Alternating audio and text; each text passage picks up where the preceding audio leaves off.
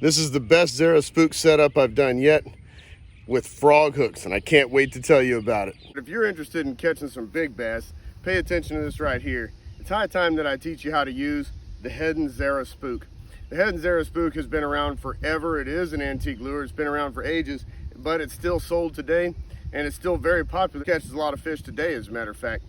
But on mine, I've made some key modifications. So I'm going to show you how I modified this lure and how to work it. Most of them come with either 2 treble hooks or 3 treble hooks. This is also true of the Head and Lucky 13, and I'll do another segment on that at a later time.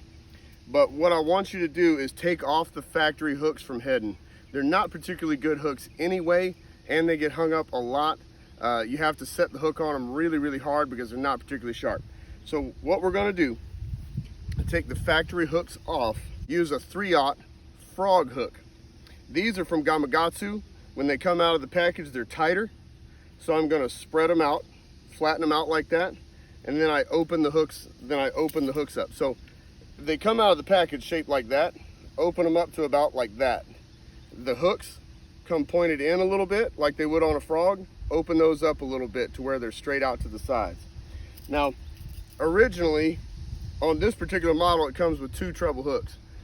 So you would have 6 hooks. This one only has 4. That makes it safer for you to handle the fish. And because these are heavier, much more durable hooks, they tend to not bend out and they tend to hang on to fish a lot better. They're also more weedless. That's not to say this is a completely weedless lure. It's to say that it is more weedless than the factory setup. There's a fast retrieve, a medium retrieve, and a slow retrieve. So let me show you the fast retrieve. First of all, I want to show you that I've got a split ring on the front of this lure, and that does increase the walking action. This bait is going to walk back and forth like that. Watch. Let all the ripples die down around the lure. Now watch how I'm slowly reeling while twitching. This is the fast retrieve.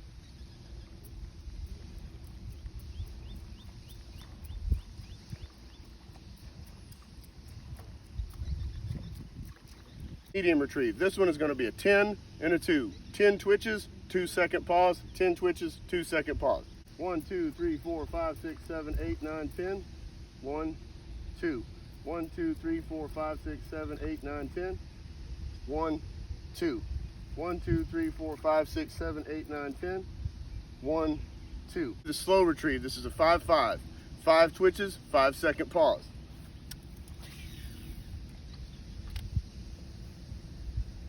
1, 2, 3, 4, 5. 1, 2, 3, 4, 5. 1, 2, 3, 4, 5.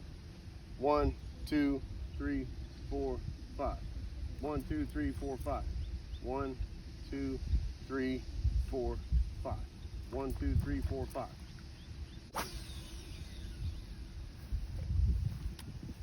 You can throw these lures a mile. So these are great for fishing off the bank like I do, or if you're as you fish, as you talk to people, as you meet people, you're going to find people with a boat, and people are going to take you fishing. That's great. Stay out of their way. Use a bait that you can throw a really long way. Cover your own water. You're not in their way. Let me show you, like if I was coming up to a weed patch, how I would slow it down. 3, 4, 5, 6, 7, 8, 9, 10. 1, 1, 1. Sometimes a fish will get it on the pause. Don't be afraid to let this thing sit for 2 or 3 seconds, even 5 seconds. A lot of times that's when bass grab it. The bass that I showed you at the beginning of the film, I was down to the 1s right in front of the weeds. I'd already seen the fish come out of the weeds and was following the bait. And then when I went from 10s to 1s, that's when he hit it. When you use big giant topwaters like this, one of the reasons that you want to change the hooks and also that you want to use heavy line and a heavy rod and reel. These big lures, we're not fishing for the smallest fish in the lake. We're not fishing for a bite. We're fishing for the bite. We're fishing for the big fish in the lake. And these things do an excellent job of attracting a huge bass. And one of the reasons that they do that is because this thing's making a lot of crazy attention out there in the water, and it attracts those little fish. It attracts the bluegill and it attracts the baby bass. And so what the big bass sees under the water is all this commotion and noise going on top. Then there's this school of other little bluegill and little baby bass out there, and he's looking out there and he thinks, oh man, there's 5 or 6 fish over there. And then there's one of them that's hurt. Time to get to work. And they run out from the grass and they grab it.